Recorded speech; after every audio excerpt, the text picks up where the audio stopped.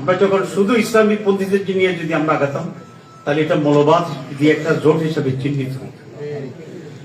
আমরা যখনই অন্যদেরকে নেওয়া শুরু করছি, তখন এটা একটা জাতীয় জোট হিসেবে রূপান্তরিত হয়েছে। ঠিক আছে, আমরা যখন প্রথম জোট তো হচ্ছে আমাদের চরমনের সাথে। তো আমেরিকান এম্বাসিতে আমি গেলাম, বলো যে তোমরা তো মৌলবাদীদের সাথে আসো, এটা কেমন কথা? আমি বলছি এটা কোনো অসুবিধা নেই, তাদের ভিতরে যে কিছুটা এক্সট্রিমিজম আছে আমরা ওদেরকে ওখান থেকে দূরে আনতেছি। বলে যে তাই ঠিক আছে। ভিডিওটা দেখছেন? আপনার নেতা কি বলছে?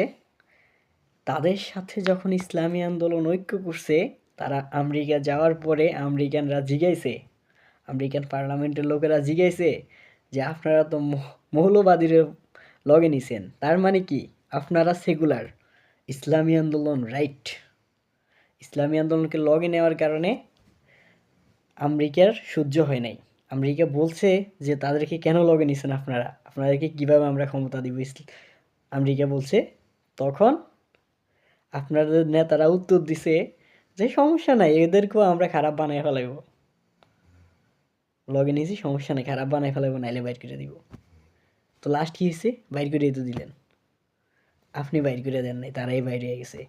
তারা জানে আপনার সাথে থাকলে ইসলাম তো কায়েম হবেই না, দলেরও বদনাম হবে, এবং জনগণ যে ইসলামের স্বপ্ন দেখে, সেই স্বপ্ন আর জীবনে এই বাঙালি জাতি দেখবে না।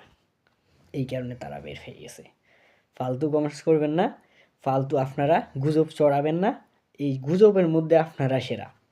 ফাও যে কোনো কথা, ফাও একটা কথা উঠে দিবেন, 100 সিট দেয় নাই এই কারণে চলে গেছে, চরমনাই কাফের কাফের কাফের মিয়া। হ্যাঁ, যদি কাফের না হয় আপনি নিজে কাফের, যদি চরমনাই ফির কাফের না হয় আপনি নিজে কাফের, যে তাকে কাফের বলছেন।